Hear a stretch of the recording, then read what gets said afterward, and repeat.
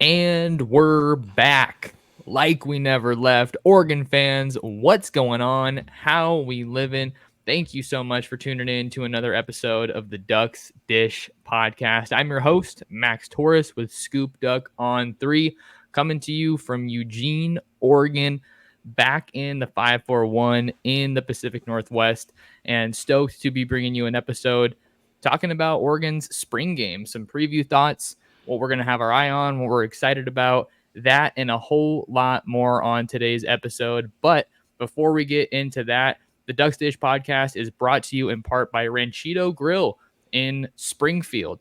Not sure what your dinner plans are tonight, but head on over to Ranchito Grill in Springfield at 1537 Mohawk Boulevard. Try their homemade tortillas. They got great food, great environment, and they'll take care of you. They're also even doing an Oregon fan meetup after the spring game, and head on over there. I'm going to be there. And if you're there, let them know that, let Ruben know that Max Torres sent you. But not rolling solo on today's episode. Got my guy, Spencer McLaughlin, the absolute best host of Locked on Ducks and Locked on College Football. Feels like it's been a minute, man, but how the heck are you? Thanks for being here. Dude, so good. So good. So ready for, something that resembles a football game on Saturday. Like I like off-season content. It's fun, but it's all about, what happens on the field. And I think Oregon fans are going to get a lot of answers to some pretty legitimate questions for this 2024 season. We're going to get some answers, but also at the same time, it's a spring game, so you can only take so much from it, but it's live action, live reps. There's going to be hits, there's going to be catches, touchdowns, oohs and ahs, all that good stuff. I have a story over on Scoop Duck, 5 things I'm looking for in Oregon spring game, so give that one a read if you haven't already. But I think the easiest place for us to start here, Spencer, as far as what we're excited for, what we're looking for, it's got to be QB, as the Ducks have 2 new quarterbacks in, 3 technically, right, with Luke Moga coming in, but Dylan Gabriel, Dante Moore are the talk of the quarterback room as they bring in Bo Nix's successor. What do you think? Yeah, and I'll get to the other 2 guys in a sec, but really, really excited to watch both Gabriel and Moore. I think that Gabriel is, pretty locked in as Oregon starter, barring a rather catastrophic change or an injury, and I think that's the way it should be. I think that's why Dante Moore came to Oregon in the first place, was not to compete for the starting job, but to sit, to learn, to process, and try to make himself the best quarterback that he can possibly be in the future. And I think that he's in a really, really good situation for that, whether you look at the coaching he's got, who's ahead of him, the weapons he'll have to work with and develop and practice and whatnot. So I think Dante Moore is someone I'm excited to watch, but Dylan Gabriel too. For a lot of Oregon fans, I think this will be the first time they've really watched Dylan Gabriel in a game-like setting. And is it the exact same as what it'll be when, Oregon is lacing them up this Saturday in the fall? No, but it is something that closely resembles what to expect, or what he looks like in the offense compared to Bo Nix, who was of course so great for the last couple of years, and will get his name called pretty early in the NFL draft on Thursday night. So really, really stoked to watch those 2 quarterbacks, because, I want to see what Gabriel looks like in this offense. I want to see what Dante Moore looks like in a new offense. How much more comfortable is he? How's he processing things? Is he protecting the football, making good reads? Because Dante Moore's arm talent and accuracy is crazy, as you know, Max. It is crazy good. And if Oregon unlocks that potential, boy, they could be in a really, really good spot. But I think we'll see the other 2 quarterbacks too.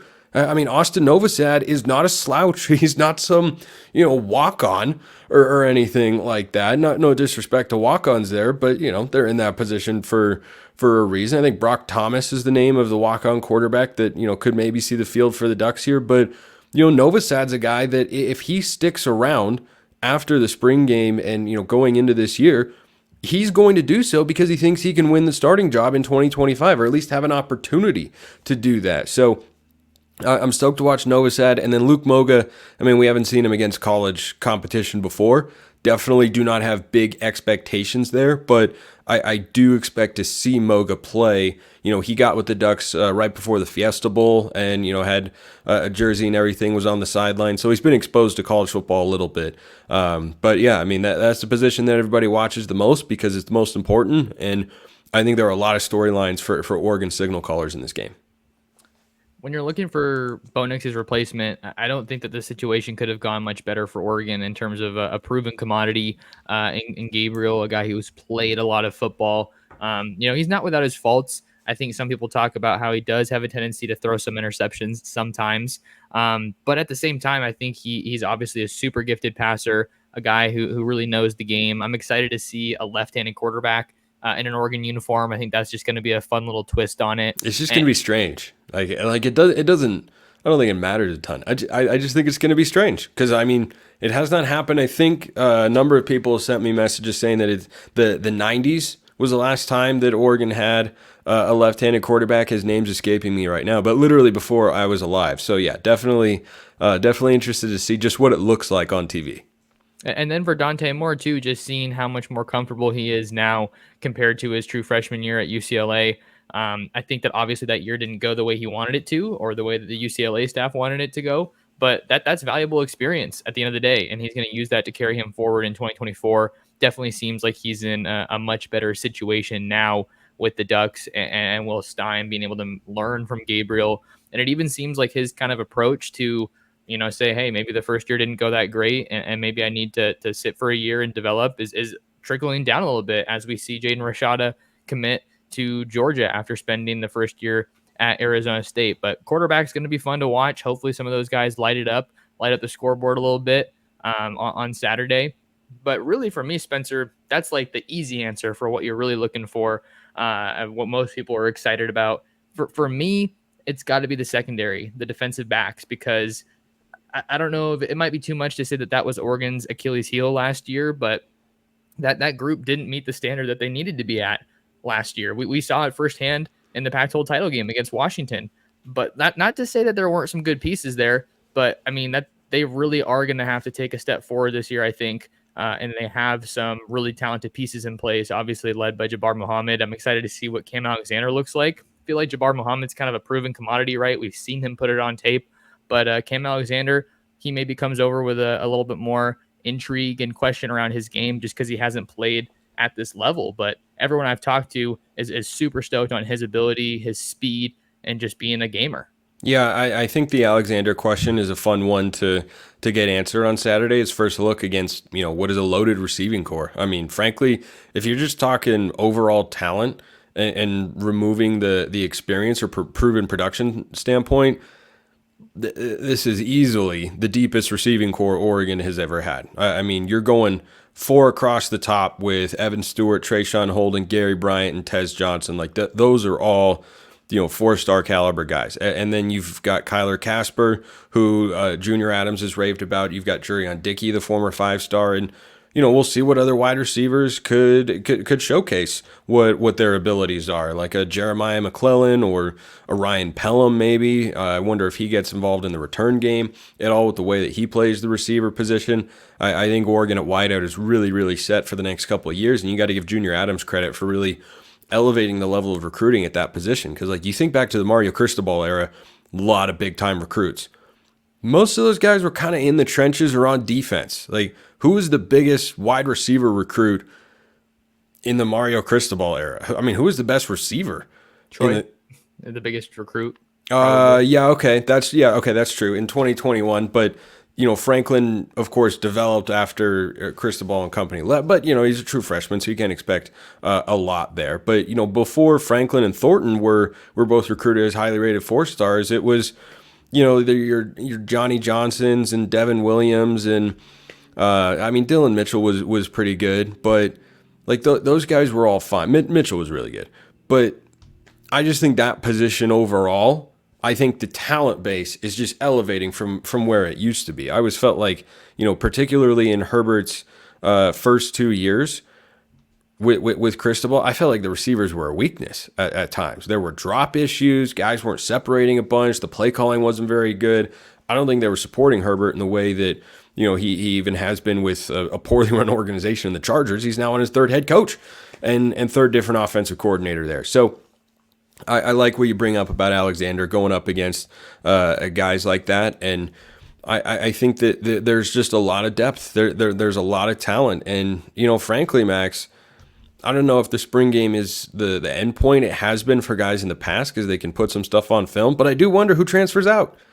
Like Oregon has had one player depart in the spring window, and it's Michael Wooten, the former 4-star offensive line recruit. I don't think he's found a home yet, but that's not going to last. They're over the scholarship limit. So someone somewhere is going to leave. I don't know where that's going to be, but I think you see guys all the time. Last year, who was it? Montana Lamonius Craig at Colorado had like 200 receiving yards in the spring game, or 160 or something, and then transferred out and went to Arizona. And I think he had a pretty decent year. And Arizona is a better team than Colorado, so that obviously worked out for him. But I think he kind of used the spring game as a catapult to kind of put himself into the discussion or put more tape on film. So I'm curious to see if anybody does that as well. Yeah, that'll be something that we definitely track after the conclusion of the game. Just to wrap up a couple more thoughts on the DBs before we explore more of this Oregon spring game with Dan Lanning. Jaleel Florence isn't expected to play in this game, and I think that's kind of an under the radar storyline. Not that we expected him to make some miraculous recovery as quickly as he could, but that'll give an opportunity for some of these younger guys to step up. I think that I'm also excited to see Nico Reed. I've been hearing a lot of good things about him from people around the program this offseason. Tosh Lapoy shouted him out earlier today. So how much has he grown entering year 2 in Eugene? But then also some of these younger guys like Dakota Fields, Sione Laulea, and then looking back into the secondary, is Kobe Savage gonna be living up to the hype that he came with from Kansas State? And also Aaron Flowers. He's somebody that I think is going to play a good amount of ball this year, but I haven't really gotten to see him play with these live reps at Oregon. So I think that there's still a lot of questions in that secondary, not in terms of like, you're worried about the depth or anything. You're just wondering who's going to rise to the top there. Yeah, I think the safety room is where you're almost guaranteed to see young guys, because if you just go and look at the 2 deep for Oregon safety room, there have to be freshmen on it, whether that's redshirt freshmen or true freshmen. You cannot put together a 2 deep of safeties without having freshmen in there, which is exciting, because you want to see these guys in a setting like this get an opportunity to play. And, if you consider that nickel position a safety, which sometimes it is, and sometimes they put a corner in there, just kind of depending on what defensive package they're rolling with, I don't think you can have, I don't know that they have 6 safeties even on the roster, like just positionally. Do they have 6? 6 safeties? Yeah. You've got Tyler Turner, Cody DeCambra, and Savage, Aaron Flowers, Kobe Savage, Tysheen Johnson. Depends if you count Brandon Johnson. He's not here yet. I don't know if Kamari Terrell is viewed as a safety or a corner. Yeah, I think he's more a corner. He plays that nickel sort of spot. But bottom line, there's an opportunity at that position, and then the other one is defensive tackle. I mean, there are so many blue chip defensive tackle recruits, and we have no idea really who's going to pop. Amari Washington's gotten maybe a little buzz. He led that group in snaps in their redshirt campaign last year. Like collectively, it was essentially redshirt for guys like Amari Washington, Johnny Bowens, Terrence Green, etc. And then you've got Aiden Breland, the 5-star coming in, Zadavian Sims, the 4-star, Jericho Johnson, the 4-star, true freshman, all coming in. So really interested to see if any of those guys kind of stand out and make it clear, hey, we're going to be playing come 2024. Yeah, so those young guys are going to be someone to watch as well. I mean, I had that on my list, but I wanted to throw it to you to see what else you're going to kind of have your eye on, or any other spring game storylines. Yeah, no, I one I've got offensively is, how much do we see of Kyler Casper or Jurion Dickey? Because both those guys have immense potential. But the other guy I'm stoked about is Kenyon Sadiq. And I have been on the Sadiq hype train, fan club, whatever you want to call it, since he got to Oregon. And, he played a role last year, not a big one. I think he's poised for a much bigger role. And, my hot take all spring has been, by the end of this season, injuries or not, Kenyon Sadiq will be the number 2 tight end for the Ducks. And I think he's just got more upside than Pat Herbert, who's a really solid player and has done some great things for the Ducks over the last couple seasons. But Sadiq has really bulked up, so he looks more like a tight end rather than a big wide receiver. I think when he got to Oregon, he was basically the same size as Trayshawn Holden. Like there wasn't a lot of difference in the body types between those two. I don't remember the exact weights, but I think they were within 5-10 pounds. But Sadiq has added something like 15 to 20 pounds to make him a real tight end, sort of build. And he's a Kyle Pitts type of athlete where he's a receiver in a tight end's body, and he's just a matchup nightmare. You're going to put a safety on him, he's might not be fast enough. You're going to put a corner on him, he's probably too small. You put a linebacker on him, he's not fast enough. Like, I think Sadiq has got just immense upside. And, Herbert and Tieferg, that's a great tandem at tight end. But I feel really, really good if either one of those guys were to, God forbid, go down with an injury. I think if you had Sadiq there as number 2, I think it'd be really good. And I think by the end of the year, he'll be the number 2 tight end to Terrence Ferguson. Talking some Oregon football with my guy Spencer McLaughlin on a Thursday afternoon. I'm Max Torres with Scoop Duck, coming to you on YouTube at Scoop Duck on 3. Make sure if you're watching here to like, comment, and subscribe to the Scoop Duck YouTube channel. This is going to be the exclusive home of my video content on YouTube. So if you want to find more of me, and for example, Justin Hopkins and I did an episode yesterday, this is the place to be. So make sure to hit subscribe so you don't miss out. And to pick up on where you were leaving off, Spencer, with the tight ends, Kenyon Sadiq's probably one of the guys that you're most excited about on this offense, just because I would say a majority of this offense, maybe more so than the defense, is kind of a known commodity, right? You return a lot of guys along that O-line, not a ton of new faces at wide receiver. And then the running backs, you have Whittington and James, and then Jay Harris, who we can maybe talk about a little bit later. But for Kenyon Sadiq, I think it's great that he's in this spot where he's put on some weight, and he's a really intriguing athlete that can do a lot of different things. I've written earlier in spring practice how it's a really big benefit for the Ducks and Will Stein that he's not starting from zero. He's a guy who saw a decent amount of action last year. Maybe that wasn't a lot of touches, but he was on the field. So he's not drinking from a fire hose like some of these other freshmen at a variety of positions are. He's gotten some touches. He got in the end zone in the Fiesta Bowl, and I think Drew Maringer talked earlier this spring about how valuable that was just for his confidence and building that momentum, if you will. So I think I'm on board with seeing Sadiq break through. I don't think that it's something that I would say I expect right now, because it's never easy to unseat a veteran.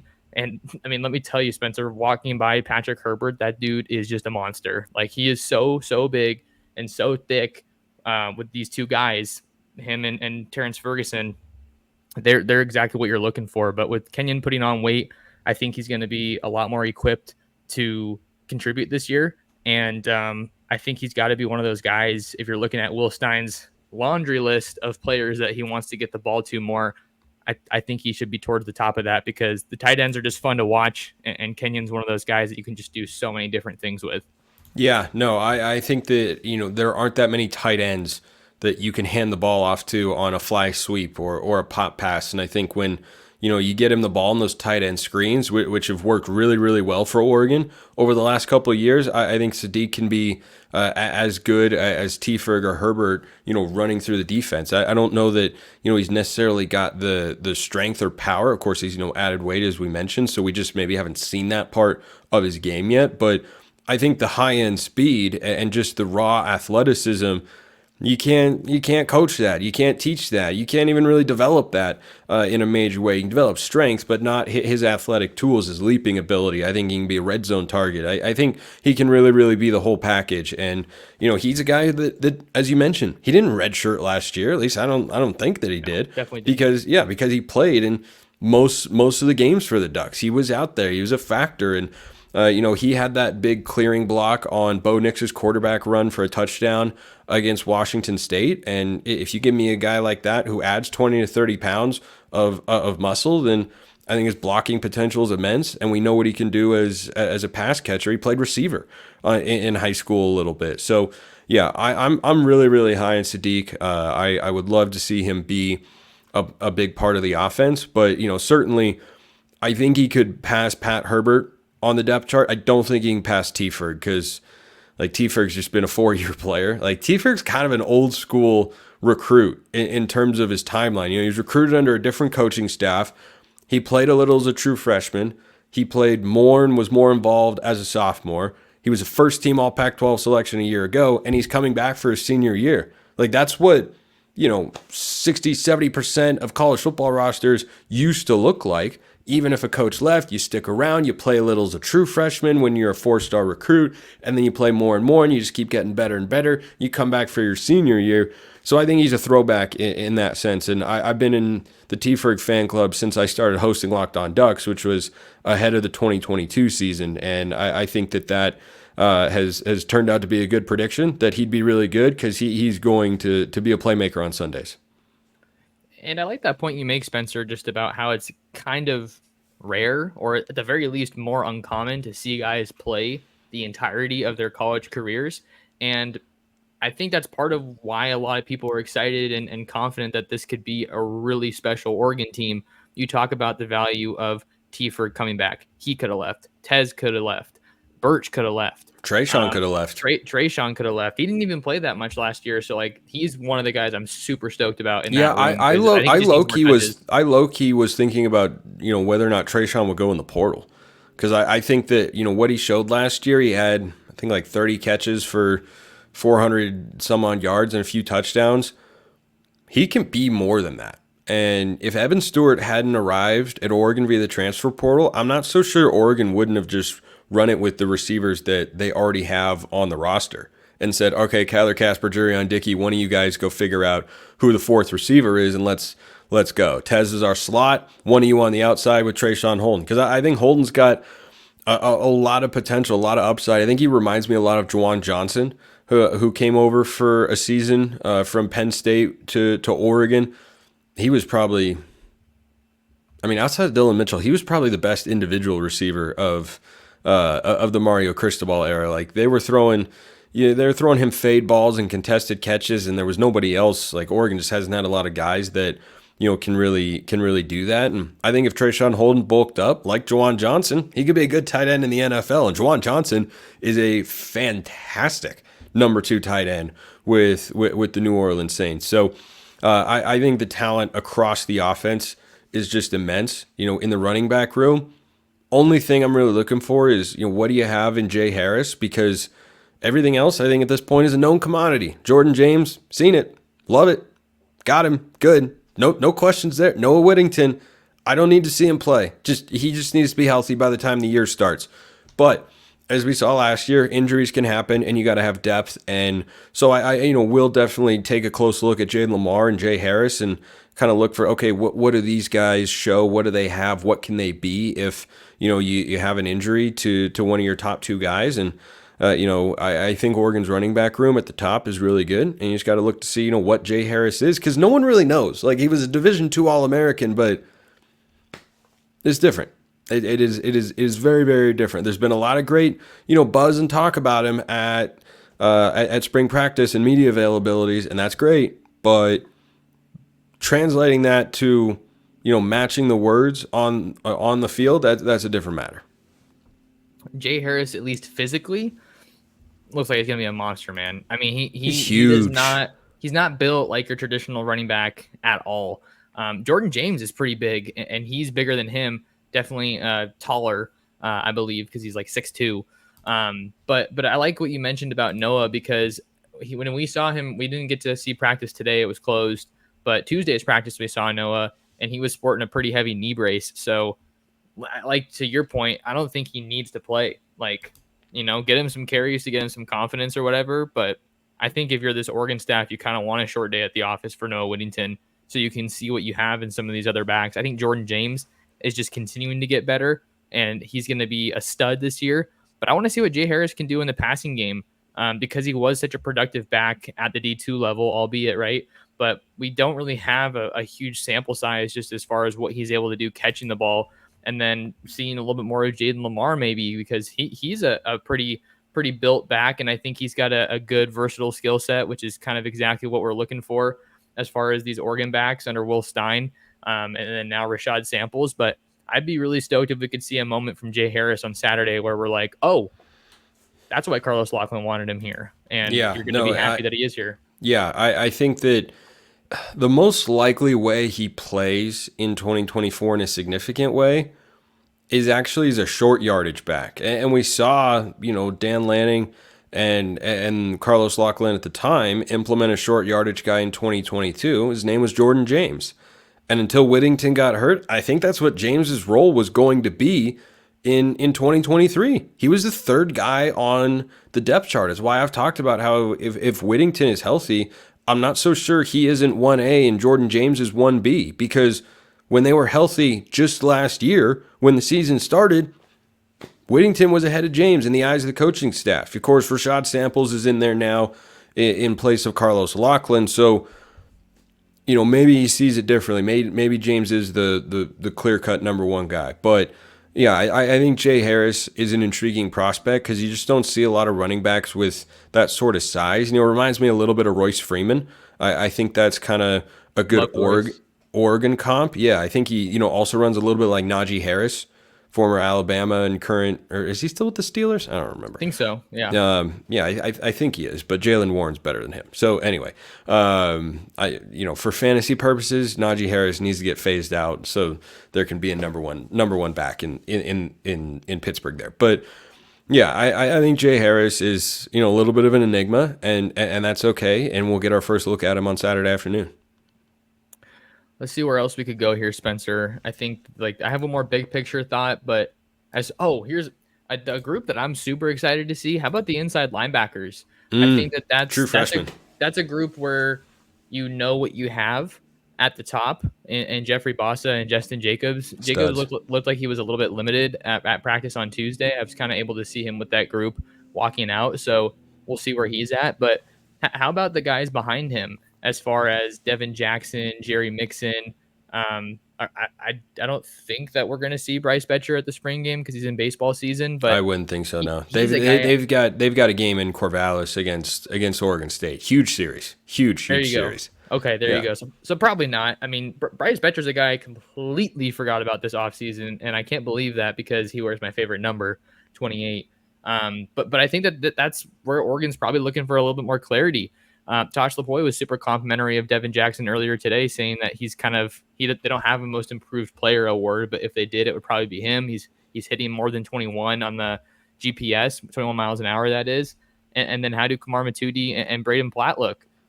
Those are guys that you can maybe got Dylan Williams in there too. He's not here yet, but that is a good. Is Williams not till fall? Yeah, not until June, I think, is when the rest of the guys arrive. But and don't forget about Jerry Mixon, who played very limited amount. I think he recorded a sack last year against Stanford after Oregon finally pulled away in that ever annoying game down at the farm. But yeah, I think that the linebackers are a great call. It's going to be important for Oregon to have good depth and production going to the Big Ten, because guess what? Teams are going to run the football. That's what this is not last year's Pac-12 where you've got this loaded lineup of quarterbacks. You've got to be able to stop the run in the Big Ten if you want to slow teams down offensively, because Dylan Gabriel, I think, is the best quarterback in the Big Ten. I definitely feel that now that Will Howard isn't even locked in as Ohio State starter, which is crazy, like super, super crazy. But I just look at the lineup of QBs in this league, and two of the best guys might be true or redshirt freshmen, essentially. Aiden Childs at Michigan State and Dylan Raiola at Nebraska. Like, if you just go down the list of quarterbacks in the Big Ten, it's not impressive. Michigan has a quarterback battle going on right now, so they have no idea what they're going to have. Ohio State apparently also has a quarterback battle, which is kind of crazy. Oregon's got Dylan Gabriel. Penn State's got Drew Aller. And Drew Aller is solid. But after that, Miller Moss at USC has had one great game in his career. That's it. Now, I think Miller Moss has got a lot of potential, and I think he'll be fine with Lincoln Riley and company. But there just aren't that many great, like Will Rogers at Washington. He's fine. He's solid veteran, plays nothing special.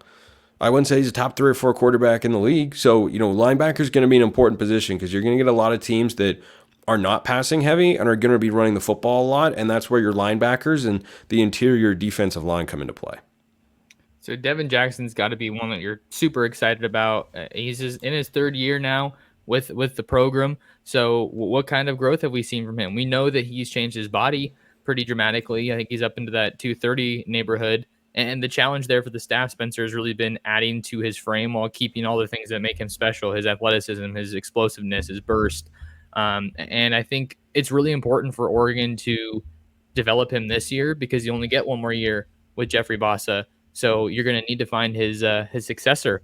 But other just kind of final big picture thoughts here with this weekend. I mean, this is the most important weekend for Oregon football until the season kicks off, right? This is when you have the chance to showcase your program, to have all of the fans packing out Autzen, have it be super loud, awesome environment for the recruits in attendance. We talked plenty about that over on Scoop Duck and then here on the last episode of the pod. So listen to that one, give it a watch if you haven't already with Justin and myself.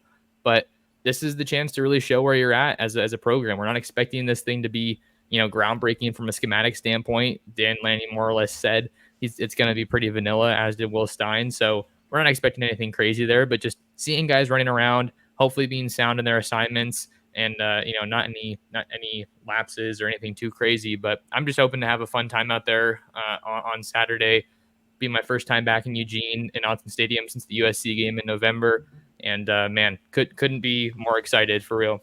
Yeah, no, I'm jealous you get to go. I was going to make it out. I got a softball series to call for the T-Birds, last home series of the year, but I just think it'll be nice to see. And with the vanilla concepts and everything, I don't think that's a bad thing because what that means is it's just going to come down to 1v1s, and we're going to get a really, really good look at how guys are able to match up with one another. How good is Cam Alexander? How far has Devin Jackson progressed? What does Jaquan McCroy show at offensive tackle as a true freshman? As you tweeted out the other day, the largest human being you've ever seen. That guy is so big. It's 6'8", 3. What's he listed at? 360? I think it was like 360, but we haven't gotten updated weight yet. We won't get that until the fall. But yeah, he's trimmed down a little bit.